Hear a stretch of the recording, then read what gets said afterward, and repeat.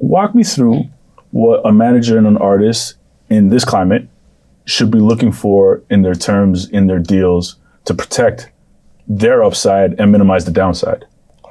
Well, you never want to sell your masters, but artists always, for some reason, give up ownership of their masters because they want that check, but they don't understand that they're never going to recoup. The bigger the check you take, the more in debt you are with the record company. So a lot of artists, they'll tell you they want to be independent. They'll tell you they want to be entrepreneurs. They'll tell you they're smart, but they're really not. You know, Priscilla was smart. She's an adult. She's been around the block. She signed to a major record company. She sold her rights before. She understands the value of when you own something, which you could get for it because she owned her publishing and she sold her share and she was able to get a nice check for it. So at the end of the day, you know, she sold a part of her catalog. So when you own something, you know you could sell it. So she was very smart, but most artists are just very, you know, quick to take the money off the table and they'll sell their rights and they'll settle for a royalty. Yeah. But if I'm advising you, I would tell you to never sell your rights. I would tell you to stay independent as long as you can so you could basically write the terms you want and pretty much write your own deal. And that deal to me is where, one, you have ownership.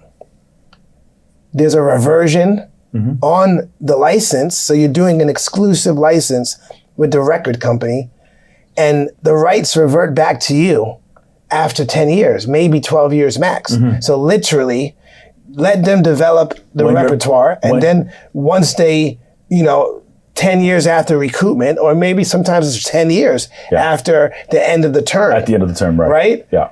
All those rights revert back to you. Yeah. So you can literally self-distribute it through DistroKid, United Masters, TuneCore, and they've got to take it off of their distribution portal. And you basically own all the rights and you even control the license and the administration of the masters. So I would do a deal where you own your masters, there's a reversion where you get all your rights back. Because when you own your masters and you do a license, they're licensing your master so they can have exclusive rights to distribute it and administer the rights. So if they're licensing it to film and TV, they can negotiate all the deals. They can also use your repertoire to leverage deals with YouTube, Spotify, Apple. But when you get those rights back, you now own the licensing, admin rights, and all the ownership. And then I wouldn't do anything more than a 70-30 split because you want to give them some skin in the game. So I would favor in favor of the artist. Yeah, okay. So I want my artists to have at least 70%. If I could get them 80, I'll get them 80. But I want them to have at least 70%. And I don't want any distribution fee. So it's a clean 70-30 profit split where all costs come off the top. Right. And when I say all costs come off the top, in most cases, the A&R is recouped against the artist. The marketing is a shared cost. I want every dollar off the top. So if you spend $1 million, we're sharing that expense. So if we make $10 million, that $1 million comes off the top. And off the $9 million profit, 70 in our favor, 30 in your favor. And I want no distribution fee because that's, to me, the way they really take advantage of artists. Because you're getting free money and they usually want to take a 10 to 12% distribution fee. And to me, once upon a time, you would actually, you know, ship these records to the stores, whether Sam Goody, Best Buy, Walmart, Target, the record stores, and you would actually, there would be breakage, you know, cases of CDs or vinyl would end up missing. So they actually had an out-of-house company distributing the records. The records, the record that then turned into CDs, products, tapes, cassettes.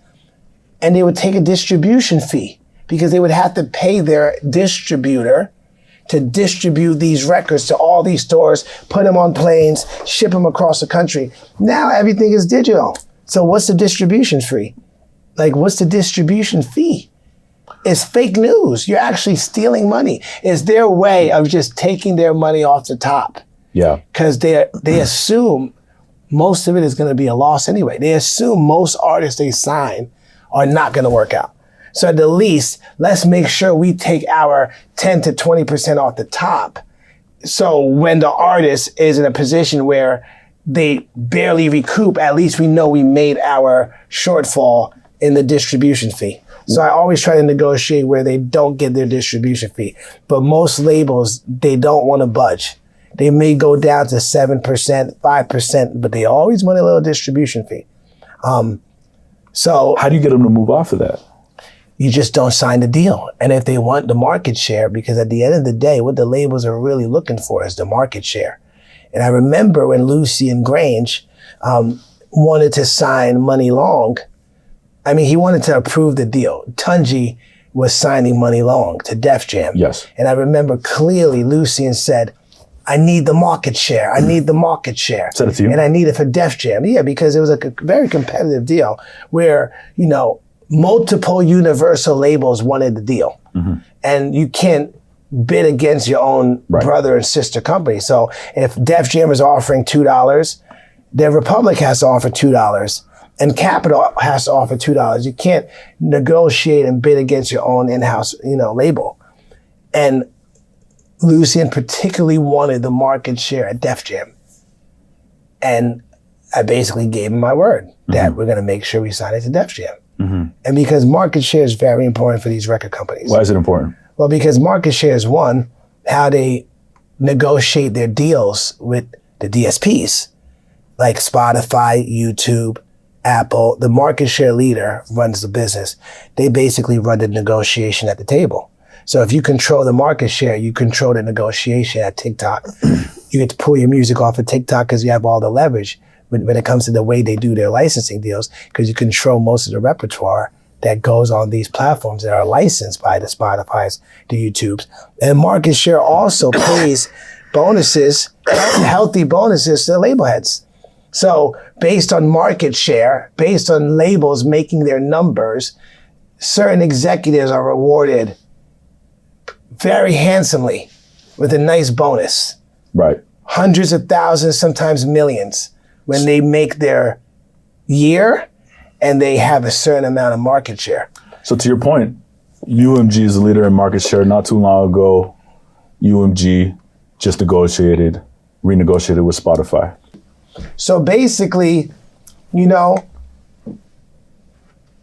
we keep on hearing the number, Spotify pays 3 to 5, 0.003 to 0.005. Yeah.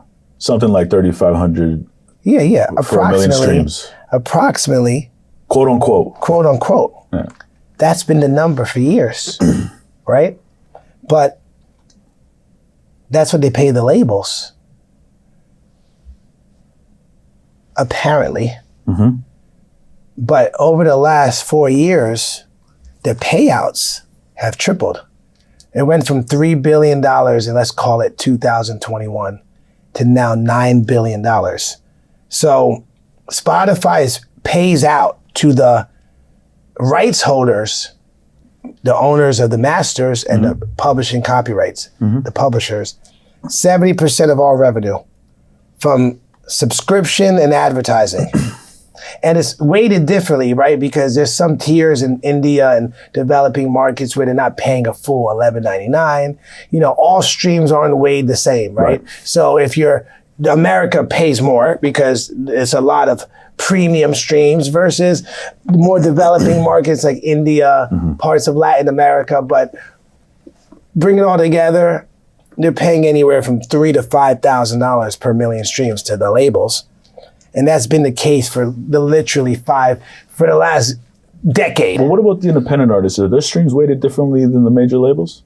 Listen, they go through aggregators too. They go through DistroKid. And those distros have to do the deals with United DSPs. Masters. They go through Downtown.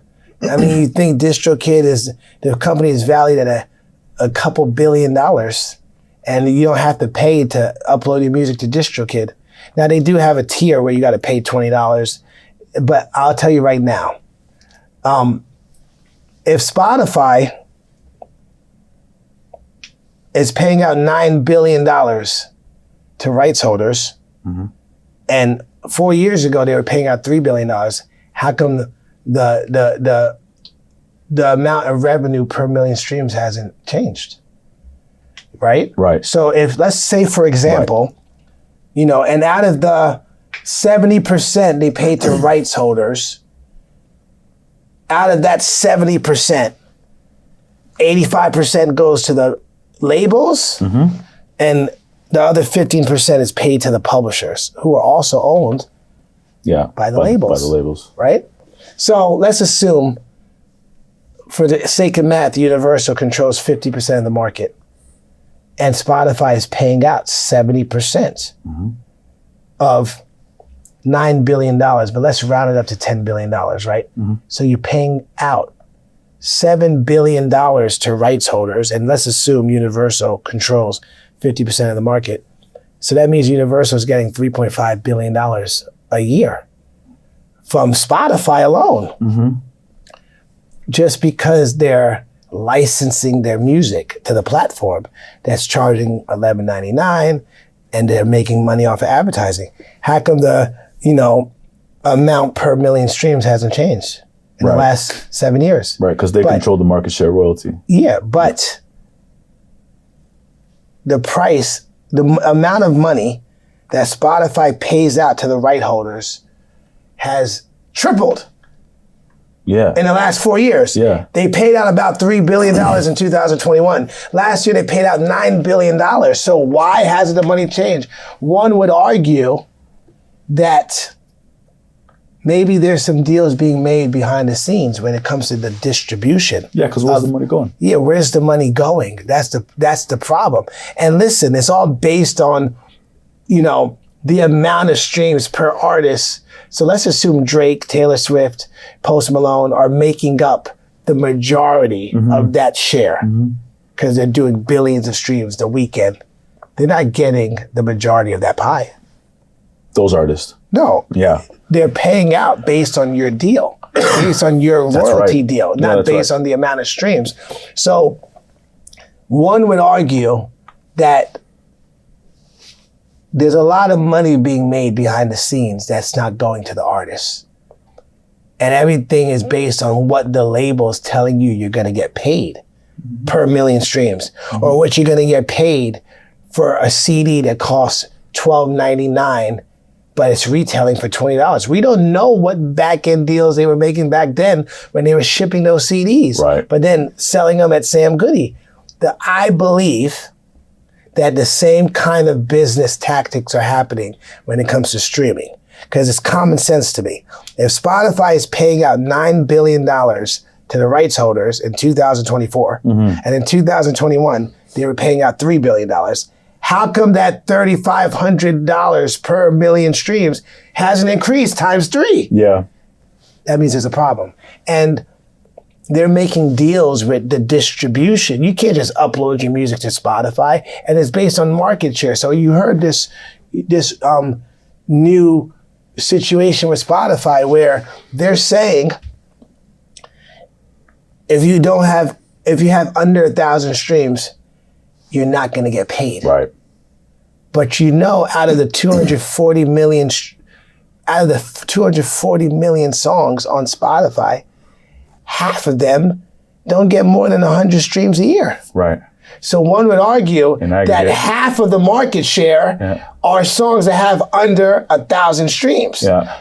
If you're really paying out based on market share, then you would be paying out $4.5 billion to all those rights holders who don't even have 1,000 streams. Right. And of course the labels aren't going to be happy with that, because that cuts in their pocket, if that's really the case. So now they're saying, and of course the labels are not going to reissue their licenses unless Spotify starts playing different, because the labels want more of the fucking pie. So now Spotify isn't paying any rights holder who doesn't have over 1,000 streams, which is the majority of the music released on Spotify. Yeah. Because they're saying they're trying to combat, bots and fake artists and fake streams. But the truth is, most artists can't get 1,000 streams. That doesn't mean they're fake. That doesn't mean they're not real. That doesn't mean they shouldn't get paid for their 1,000 streams. Even if it's $10, they should get paid. It's their money. Somebody's streaming it, but they don't want to pay you, which is, to me, is a foul play. But the labels are printing cash. And obviously through these distribution licensing agreements that they're making with these DSPs, whether it's Spotify, Apple Music, YouTube, they're always gonna make their money. Yeah. And then they're gonna pay out the artists based on the deals that they have with the artists.